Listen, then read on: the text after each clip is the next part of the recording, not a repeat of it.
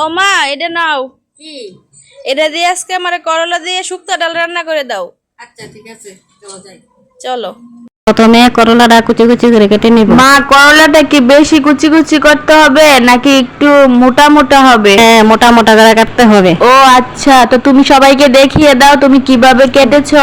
এই যে দেখো, এরকম করে কাটতে হবে। মা, তোমার তো সবগুলা কাটা হয়ে গেছে, এখন এগুলারে কি করবা? ধীরে জল দিয়ে ধুয়ে নেব। তো শুক্তো ডাল রান্ধনের লেগে আমরা এই ডালটির আগে সিদ্ধ করে লইছি। এই যে দেখো, আমরা ডাল সিদ্ধ করে গেলাম, একদম হয়ে গেছে গা। মা, এখন ডালটিরে কি করবা? ঘুটনি দিয়ে ভালো করে গুটে নিতে হবে। ডাল সিদ্ধ হওয়ার পরে আমরা ঘুটনি দিয়ে ভালো করে গুটটা নিতেছি, ডালটা একদম ভাঙ্গা নিতে হইব আর কি। তো এখন কড়াই বয়ে দিছে, কড়াই বয়ে দিয়ে আমার মা তেল দিয়ে দিল। মা, তেল দেওয়ার পরে এখন কি দিবা গো? এখন করলাটা একটু ভেজে নিতে হবে। করলা ডিরে আমার মা এখন আদা ভাজা করে নিব, একটু লবণ আর একটু হলুদ দিয়ে, বেশি ভাজবো না কিন্তু অল্প একটু ভাজা নিব, যেহেতু এটা ডালের মধ্যে দেওয়া হইব। করলা ভাজা হয়েছে, নামিয়ে নিব।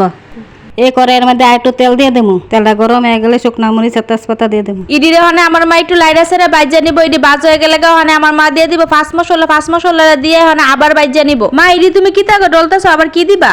এটি রান্ধুনি দেবো। তো রান্ধুনি এমন আতো ডল্লা দিতাছো কেরে? রান্ধুনি ডইলা দিলে গন্ধটা ভালো হইব। ও, তুমি কত কিছু জানো গো মা। তো ইডি বাজিয়ে গেলে আমার মা সব ডাইলা দিলাইছে। এখন দিয়ে দিব একটু হলুদ আর একটু লবণটা দেখাইতে আমরা বুঝলাম। হলুদ ডালের লগে ভালো করে লাইরা সেরে মিশিয়ে লইব। মা, এখন কি করবা? ভাজা করলা ডিম ডালে দিয়ে দিব।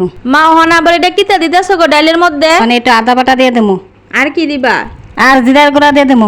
বালা করে লাইরা সেটা মিশাই লমু। এখন ভালো করে ডালটা জাল দিয়ে লমু যতক্ষণ না পর্যন্ত ঘন হয়ে যাগা। মা, ডালটা থেকে কি সুন্দর একটা গন্ধ বেরিয়েছে গো। তোমার রান্নার মধ্যে আলাদা একটা গন্ধ আছে। আমার তো এখনই গরম ভাত খাইতে ইচ্ছা করতেছে। ডালটা হয়ে গেছে, তুমি ভাত বেড়ে নিয়ে আসো। আচ্ছা, আমি ভাত বেড়ে নিয়ে আইছি। তুমি এটার মধ্যে এখন একটু ডাল দিয়ে দাও, লেবু আর কাঁচামরিচ দিয়ে, আর একটু এই ভাজি দিয়ে খাইতেছে কি স্বাদ লাগবো গো মা। তুমি খেয়ে বলো কেমন হয়েছে। তোমার রান্না তো সব সময় ভালো হয় গো মা। তোমার রান্না এত স্বাদ হয় কেরে গো মা? সব সন্তানের কাছে মায়ের রান্না ভালো লাগে। লাগে, কিন্তু আমার কাছে তোমার রান্না একদম বেস্ট। কি যে স্বাদ হইছে গো মা, তোমার রান্নাটা কি কমু। তোমার কাছে ভালো লাগলো আমার ভালো। তোমার জামাইও এই ডালটা অনেক বেশি পছন্দ করে। জামাই জন্য রান্না করলাম। আমরা মা মেয়ে আজকে চলে যাচ্ছি, টাটা। পরবর্তীতে আবার